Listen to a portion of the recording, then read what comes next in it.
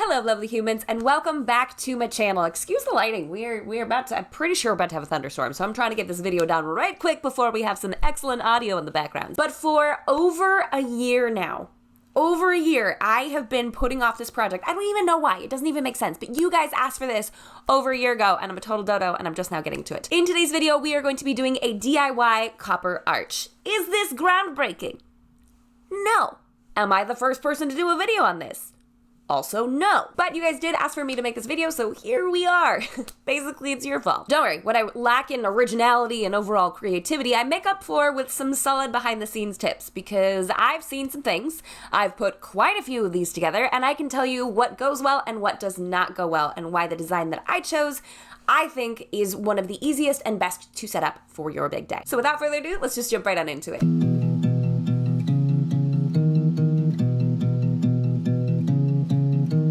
This is not the first copper arch that I've made. This is actually the second one. We parted with the original one in California because it didn't make sense to move with it. And then after we moved, I was like, that's collapsible. And it was really tiny, and I don't know why I just didn't bring it, but I ended up selling it to a bride for her wedding day, so I'm sure it got put to good use. But I've done this before. You guys have seen it, I think, in 3 videos now.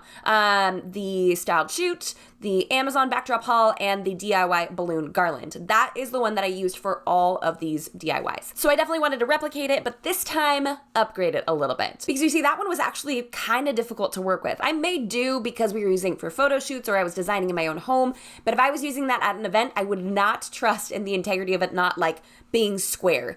So we decided to upgrade the design a little bit. So instead of just 2 legs pointing out like this, like we had before, we added a couple of elbows and a back brace to create a sturdier base to it.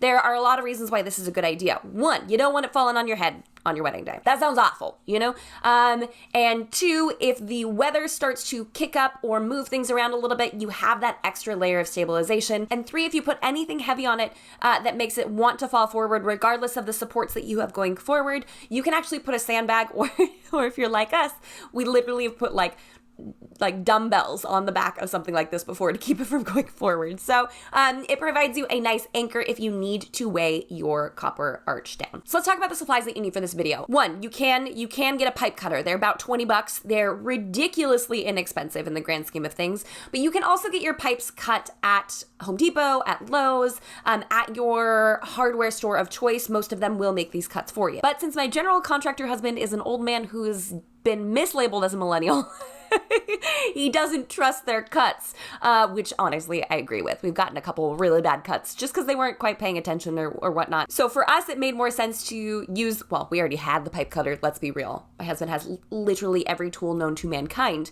So we already had one on hand, but if you wanted to buy one, wow, this is like such a long explanation for one tool. But we will go ahead and show you the DIY with using a pipe cutter. I don't know why, but I find myself drawn to the 3/4 inch width. Anything that's thinner just doesn't seem to have enough presence to it, and the 1 inch one just isn't quite right. I like the 3/4. That's the one I'm always drawn to. I don't know why. I have no answers. So that's the one that we selected, and we got 3 10-foot pieces. We also got 4 elbows and 2 T's and 2 nipples. Try not to laugh, class. That's actually what they're called. Dang it. And we had pre-designed out this design. Now, one of these measurements is off. Don't worry, you'll see in the DIY because we had to, let's just say we had to make a couple more cuts.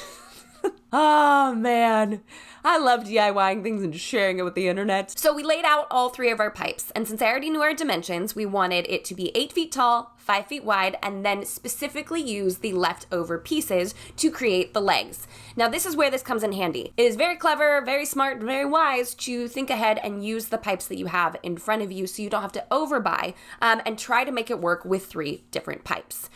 So for us, since we wanted it 8 feet high, we knew that we'd have 2 feet left from each of those cuts for supports for the legs. We also knew that we wanted it 5 feet wide, so cutting the 10-footer in half would give us a top piece and a back brace. That way we perfectly used 3 pipes. We didn't have to buy another one because those things are like $18 a pop. So this DIY can add up if you're not wise with your measurements. And then we got the elbows for the top hand corners and for the back of the brace, the T's to support the upright pieces, and the and the nipples to cover the end. I think it begs to be repeated that do not skimp on this base. I've seen a wood backdrop almost fall on a couple because there wasn't a sturdy enough base. It is really important to think through these things. Yes, a copper pipe is very thin, but whatever you have on it may be expensive, maybe you spend a lot of time working on it, or maybe really, really freaking heavy. So you want to make sure that you have a substantial enough base, especially because you can get a lot of twisting from the arch this direction.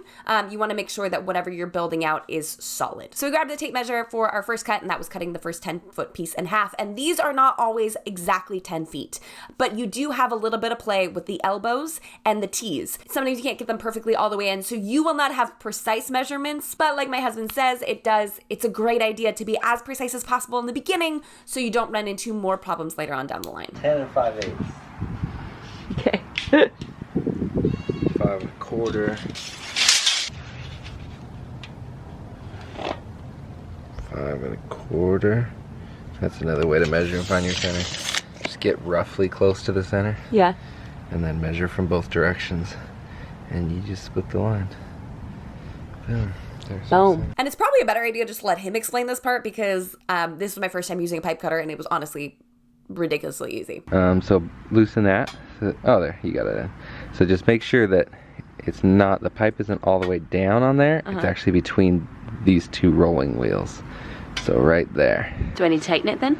Yeah, so you're gonna slowly tighten it, and then once it gets snug and you're able to turn, does it feel pretty snug? Yeah. Cool, and then you rotate and you're gonna tighten that as you rotate. So you're gonna like do a turn and kind of twist with it, just because as you cut, obviously it'll get looser. Oh, I may have tightened a little too much.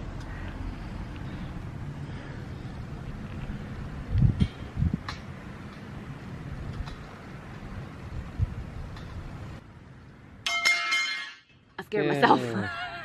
So once I got that cut done, we then cut our other two pieces into 8 feet and 2 feet, and then cut those 2-footers in half. So we'd have a little bit of a brace for the front end of the arch and a little bit for the back end to get to that back brace. Now the reason we designed it like this instead of having a front brace as well is I wanted to avoid that extra trip hazard. If it is a sign somewhere that no one's really going to be walking through, into, or around, of course you can build out a full rectangular base. In fact, I think that looks really pretty and it makes it a lot more secure. But if you were using it for a ceremony backdrop, I recommend not having that front piece there. We don't want the efficient tripping. We don't want you guys tripping over it. If you stand too close to it, it's really awkward. You don't know where to place your feet. So having an opening in the front of it is a good call because then your efficient can just walk in and then it's not that extra little piece. It looks nicer. It removes a trip hazard. You get where I'm going. Now, for most people, I don't recommend gluing your arch together.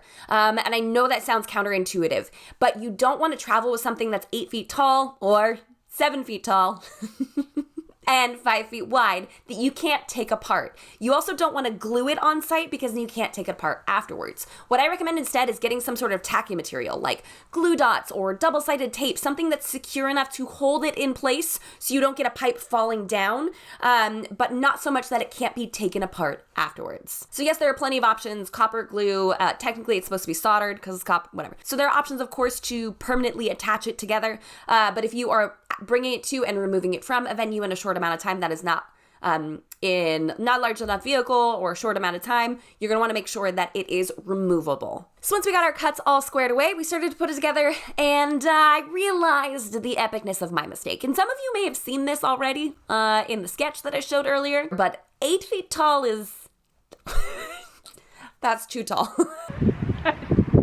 We shouldn't have gone so high. That's pretty freaking high. I made a mistake. We went for 8. It's not even in frame. I can't reach it. My husband is 6'4". Yeah, and I can't even reach it. We're gonna cut it down a foot. I thought that's how tall my other one was, and I was like, yeah, it's 8 feet tall. I don't know why I thought it was that. That is ridiculously tall. So we cut it down to 7 feet, and it ended up being perfect. That's the exact height that we wanted to go for. I recommend having it taller as well, especially over your heads, because if you have something hanging, you don't want it behind you. You want it to be slightly above your heads and then framing out the corners nicely or dropping down a little bit. You don't want it to start at the back of your heads or just at the top of your heads. As far as the line of sight goes and how it looks aesthetically pleasing, you want it to be above your heads.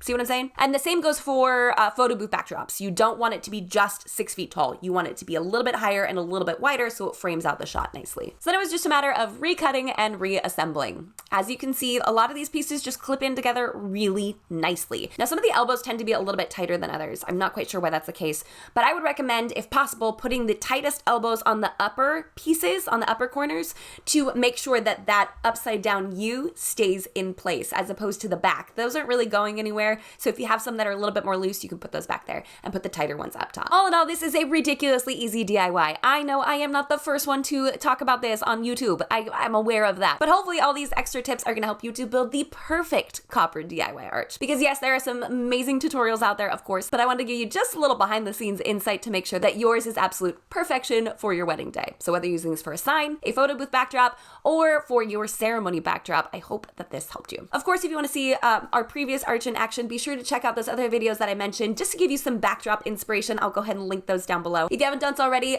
go on down there, subscribe. You guys, we are getting so close to 100K and I'm so excited to be on this journey with you. So if you're enjoying this free content that we're pumping out each and every single week, am I guilting you into it? Yes, maybe a little bit. Head on down there and subscribe. And of course, if you want to find us over on Instagram, right now we are at JW Coordination, but with our rebrand looming, that will be changing soon. So keep your eye out for some new pretty stuff heading your way. All right? And until next week, bye guys.